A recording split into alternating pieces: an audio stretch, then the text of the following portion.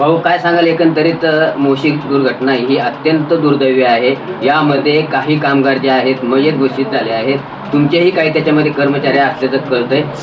संघटनेचे सभासद काय मागणी आहे आपल्या आता? मोशी या ठिकाणी जी दुर्घटना घडलेली आहे हे आशिया खंडातील श्रीमंत महापालिकेचं नाक कापणारी घटना आहे.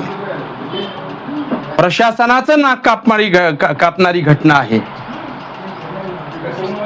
आज संपूर्ण महाराष्ट्रामध्ये दुःखाचं सावट निर्माण करणारी ही घटना आहे. ज्या पद्धतीनं कचऱ्याच्या डोंगराच्या ढिगाऱ्याखाली इमारत गाडली जाते आणि त्या इमारतीमध्ये असलेले कर्मचारी गुदमरून मरतात. जी इमारत बेकायदेशीर आहे, एकच मजल्याला परवानगी असताना 2 मजली, म्हणजे जी महापालिका इतरांची अनधिकृत बांधकामं तोडतं त्याच महापालिकेमध्ये 2 मजले अनधिकृत प्रशासनाचे असू शकतात आणि तिथे स्टाफ कर्मचारी कंत्राटदाराचे काम करतात आणि अचानक वरचा डोंगर, कचऱ्याचा डोंगर होणं, हेच या प्रशासनाचं सगळ्यात मोठं अपयश आहे. की डोंगर रचले जाणार आणि त्याच्याच बाजूला हा कचरा त्याची विल्हेवाट लावणारा प्रचंड मोठा कारखाना. महाराष्ट्रात एवढा मोठा कारखाना कुठंच नाही, माझ्या निदर्शनास नाही की तो जर कारखाना कंटिन्यू चालू राहिला असता तर डोंगर साचलेच नसते. त्याच्यामध्ये तो कंटिन्यू, कारण काय आहे, स्टाफ देखील तिथं नियुक्त केला जाणारा कंत्राटीमध्ये तज्ज्ञ नसणारा तुम्ही नियुक्त करताय. कारखाना तुमचा 4 दिवस चालतोय, बंद पडतोय, मग त्याच्या मशिनरी डुप्लिकेट आणल्या होत्या का, त्याचंही संशोधन होणं गरजेचं आहे. आज ह्या माणसं जी मेलीत, कुणाचा तरी बाप मेलाय, कुणाचा तरी नवरा मेलाय, कुणाचा तरी मुलगा मेलाय आणि सगळी तरुण घरातल्या कुटुंबातले प्रमुख अशी 16 लोकांचं, अरे त्यांच्या बॉड्या हाताला लागत नाहीत, कचऱ्याने खाऊन टाकल्या 3 दिवसात.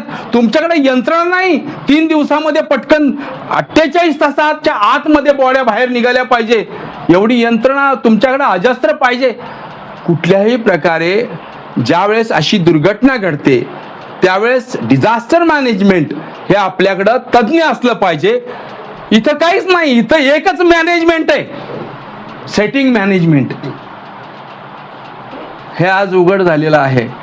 आणि सगळ्यात महत्त्वाचं मी आपल्याला सांगेन, आपल्या माध्यमातून आरोग्य विभाग असेल, पाणी विभाग असेल, वैद्यकीय विभाग असेल, त्यामध्ये काम करणारे कर्मचारी हे कायमस्वरूपी कामातले आहेत. टेंडर काढून बेकायदेशीर काम सगळ्या महापालिकांमध्ये महाराष्ट्रात वर्षोनवर्ष चालत आलेलं आहे. ह्याला कोणी जाब विचारतंय का? 1 लाखाचा विमा, 40 लाख आम्ही दिले, मी अभिनंदन करील सरकारच्या महापालिकेचं, पण ते प्राण परत मिळणार आहेत? नवरा मिळणार आहे त्या बायकोचा जिचं लग्न 2 महिन्यापूर्वी 3 महिन्यापूर्वी झालं होतं? एक बाळ जन्माला आलेल्याचा दुसरा एक जण मृत आहे, नुकतंच बाळ जन्माला आलंय त्याचा आणि तो त्याच्यामध्ये सापडलाय. अशा कित्येकाची उदाहरणं आहेत. घरं उद्ध्वस्त झाली, ती परत मिळणार आहेत. मी मागणी करणार आहे, आता हे पाप क्षोमन करून टाका. जे कंत्राटीमध्ये दाखवले गेलेले आणि त्यांचं आयुष्य उद्ध्वस्त केलं जातंय त्या सगळ्या कर्मचाऱ्यांना सेवेत कायम करा, परमनंट करा. आणि जे मृतक झालेले आहेत त्यांच्या वारसदारांना ताबडतोब नोकरी द्या. 40 लाख तर ताबडतोब खात्यावर द्या. हा आक्रोश पूर्ण आपल्या खुर्चीला घेरून टाकेल एवढा हा वनवा पेटून देऊ नका. ही ठिणगी पिंपरी चिंचवड मधनं पडलेली आहे. ज्या ठिकाणी अशी ही घटना घडली आणि ज्यांच्यामुळे हे सगळं दुर्दैवी घडलेलं आहे त्या अधिकाऱ्यांवर मनुष्यवधाचा गुन्हा दाखल करा, अशी मी आज राष्ट्रीय श्रमिक आघाडीतर्फे मागणी करतो आहे.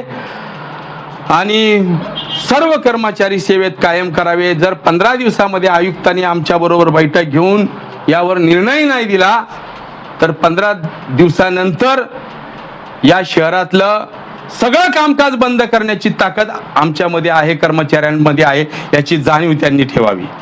कधी एखादी कंपनी